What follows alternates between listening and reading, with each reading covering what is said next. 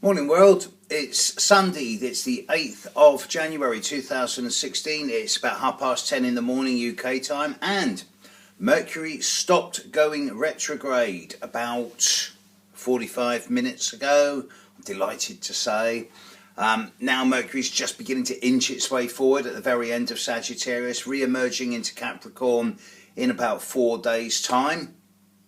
It won't clear Mercury retrograde shadow until about the 22nd to 23rd of this month, but at least it's not moving backwards anymore. And this has been a particularly difficult Mercury retrograde for a lot of people. There's been a lot of things happening which have forced people into being patient when they don't want to be. And the results aren't out yet. The results aren't going to become obvious of this Mercury retrograde for about another 2 weeks. Only then is all the stuff going to come up that's been hidden, suppressed or repressed. So,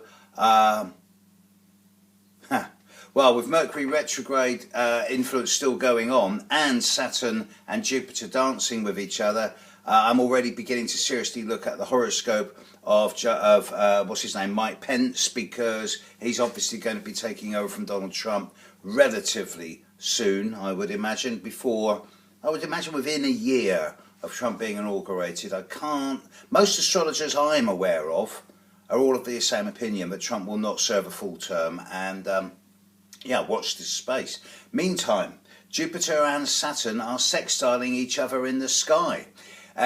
Jupiter's now at 21-22 degrees of Libra, Saturn's at 21-22 degrees of Sagittarius.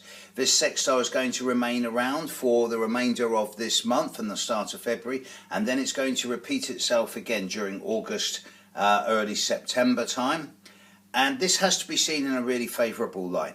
Jupiter in Libra is doing its best to bring a more balanced state of affairs into both personal and global financial and economic situations. Jupiter is one of the two planets associated with business, work, career, and the way that money is spent. The other, of course, is Saturn. And Saturn in Sagittarius is encouraging an attitude of more openness and transparency, and it's coming down more and more heavily on those who are being subversive. So Saturn in Sagittarius has to be seen as a good thing over the long run. Now, Saturn sextiling Jupiter. The sextile is the 1/6 of a circle. It is 60 degrees, and it is the aspect of opportunity. That's the key word for it. Jupiter deals with growth and expansion. Saturn deals with structure and boundary. So the sextile between the two is bringing the opportunity for a steady, gradual movement forward in financial and economic terms in the world. And I do expect the global economy to be in a much better state than most economists predict it as being over the coming year. And it's quite positive for most individuals as well, especially those Aries, Leo, Sagittarius, Gemini, Libra, Aquarians born around the 11th, 12th, 13th of their respective month. And whilst, yes, those Geminis and Sags may be particularly under the eye of Saturn, and those Aries and Libras may be particularly under the eye of Jupiter and Uranus, nevertheless, those Leos born around the 11th to the 13th of August, and those Aquarians born around the 9th to the 12th of February. Wow. You got no excuse for not having a prosperous year, folks. Really, you haven't. So I really like what Jupiter and Saturn are doing when they're sextile to each other. Of course, Saturn is trine Uranus, and I'll do a video on that within the next 48 hours. But with Jupiter opposite Uranus, Saturn trine Uranus, Jupiter sextile Saturn, the scene is set over the coming year for some type of economic revolution, some type of shifting in the way that we manage resources and fiscal and financial policy.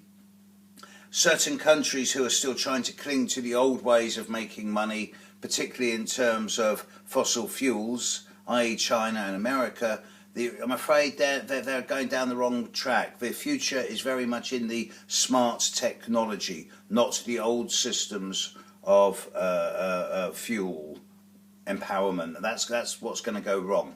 But this is something that will transpire over the year. Saturn trining Uranus is going to revolutionise our boundaries and limitations. Jupiter opposite Uranus is going to open us up to new technologies. This has got to be a good thing. There's also in the background, of course, Saturn squaring Chiron until August, and Jupiter squaring Pluto, which I must do a video on as well, because that will complete the set of videos for the big picture for 2017. Meantime, today, Mercury's stopped going retrograde, and it's a void moon all day now, right? The moon's at 22 degrees of Taurus, and it's going to stay void until about 6 minutes past 10 tonight UK time. But that apart, it's a good day, and the next few days we should start feeling that the ease and the pressure, an ease of the pressure, and we should start feeling that things are just beginning slowly to beginning to make sense again. Within a week, we'll be starting to get some answers. All right, world, catch you tomorrow with my week ahead. Bye.